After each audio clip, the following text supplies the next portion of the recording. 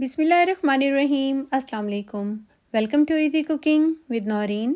आज मैं आपके साथ खट्टे पानी वाली आलू चना चाट की रेसिपी शेयर करूंगी।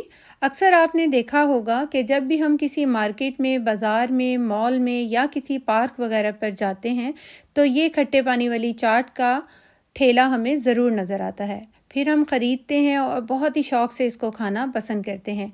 आज जो रेसिपी मैं आपके साथ शेयर करने जा रही हूँ, इसकी सबसे अच्छी बात यह है कि इसके लिए जो हम खट्टा तैयार करेंगे उससे आपका गला भी नहीं ख़राब होगा, क्योंकि हम इसको एक बहुत ही स्पेशल मसाले से बनाकर तैयार करने वाले हैं। ये चेक कीजिए कितनी ज़बरदस्त सी हमारी ये खट्टे पानी वाली आलू चना चाट बनकर तैयार हुई है। बाज़ार से कई गुना ज़्यादा बेहतर आप इसको घर से तैयार कर सकते हैं। तो रेसिपी को फुल वॉच कीजिएगा, पसंद आए तो लाइक और शेयर भी कीजिएगा। यहाँ पर मैंने 1 पाव काले चने लिए हैं और इसको सबसे पहले हम अच्छी तरह से साफ़ कर लेंगे और इसके बाद इसको पानी से अच्छे तरीके से धोने के बाद हम इसको भिगोएंगे।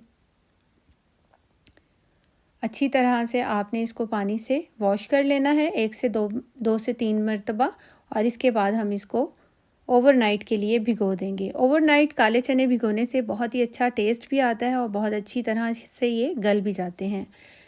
यहाँ पर मैंने इसको ओवरनाइट के लिए भिगोया था और मैं चेक करवाती हूँ। ये देखिए चना कितना नरम हो गया है कि हाथों से भी ये इस तरीके से आसानी से टूट रहा है। अब हम इसको उबाल लेंगे। आप चाहें तो इसको नॉर्मल देगची वगैरह में भी उबाल सकते हैं, क्योंकि भीगे हुए चने हैं, ज़्यादा टाइम नहीं लेंगे। लेकिन मैं फिर भी इसको प्रेशर कुकर में उबालूंगी, जिसमें तकरीबन मुझे 6 से 7 मिनट लगेंगे विसल आने के बाद। मैंने इसके अंदर तकरीबन 1 से 1.5 लीटर पानी ऐड किया है। 1 टीस्पून मैं नमक ऐड करूँगी। एक बार मिक्स कर देंगे। इन चनों के अंदर मैंने कोई सोडा वगैरह नहीं डाला था, इसको बग़ैर सोडा और नमक के मैंने इसको भिगोया था। अब हम विसल आने के बाद, प्रेशर कुकर की विसल आने के बाद इसको मैंने तकरीबन 6 से 7 मिनट जो है इसको उबाला है और चने हमारे तैयार हो चुके हैं। 1 पाव ही मैंने आलू लिए थे और उसको मैंने डाइस में कटिंग कर लिया है। इसको ऐड कर देंगे। 2 अदद मीडियम साइज़ के टमाटर थे, इसको मैंने मोटा मोटा सा चॉप कर लिया है, इसको ऐड करेंगे। और 1 अदद खीरा, 1 अदद बड़े साइज़ का प्याज, यहाँ धनिया और पुदीना है बारीक कटा हुआ, और 1 अदद मैंने सिर्फ फ्लेवर के लिए बारीक बारीक काट कर मिर्च डाली है। अगर आप इसको स्किप करना चाहें तो कर सकते हैं, या फिर अगर ज़्यादा डालना चाहें तो भी डाल सकते हैं। इन सब चीज़ों को हम इसके अंदर डाल देंगे। हाफ़ टी स्पून काला नमक ऐड करेंगे। हाफ़ टी स्पून भुना हुआ और कुटा हुआ ज़ीरा ऐड करेंगे। हाफ़ टी स्पून रेगुलर नमक मैंने ऐड किया है। और यहाँ कश्मीरी लाल मिर्च का पाउडर है। आप रेगुलर लाल मिर्च का पाउडर भी डाल सकते हैं, लेकिन थोड़ा डालिएगा, उससे बहुत ज़्यादा ये फिर तीखी हो जाएगी।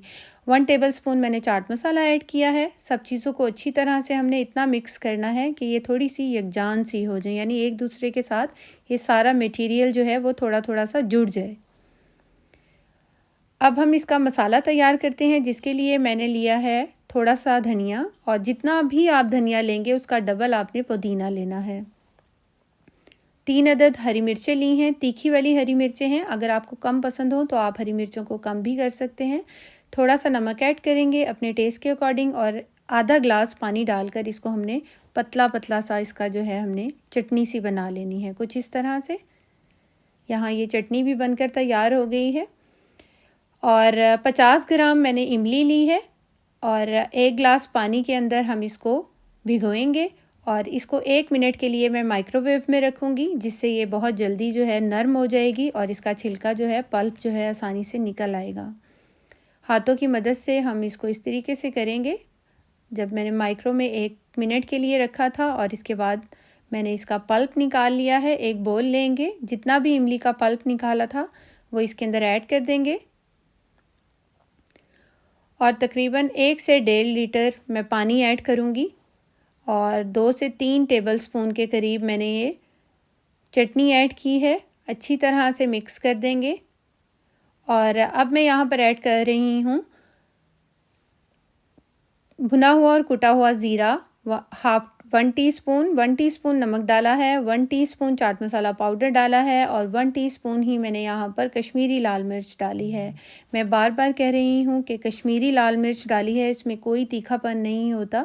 तो आप अगर रेगुलर मिर्च, सुर्ख मिर्च डालेंगे तो वो देखकर आपने अपने टेस्ट के अकॉर्डिंग ही डालनी है। हाफ़ लीमू का रस डाल देंगे। लीमू डालने से इसका टेस्ट बहुत अच्छा आता है और बहुत ही ज़बरदस्त फ्लेवर के साथ ये बनकर तैयार होता है।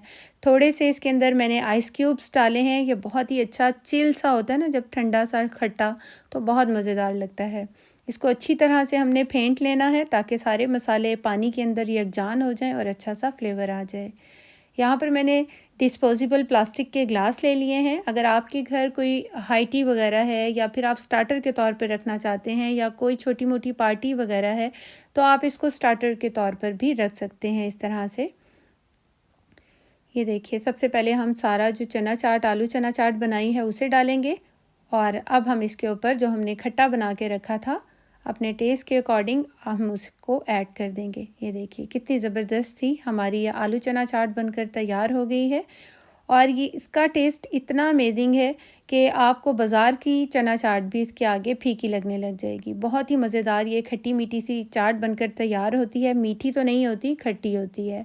हमने इसके अंदर कोई भी गुड़ या चीनी का इस्तेमाल नहीं किया। और यहाँ पर अब मैं डिस्पोजेबल स्पून भी रख दूँगी और ये ज़बरदस्ती हमारी आलू चना चाट बनकर तैयार हो गई है।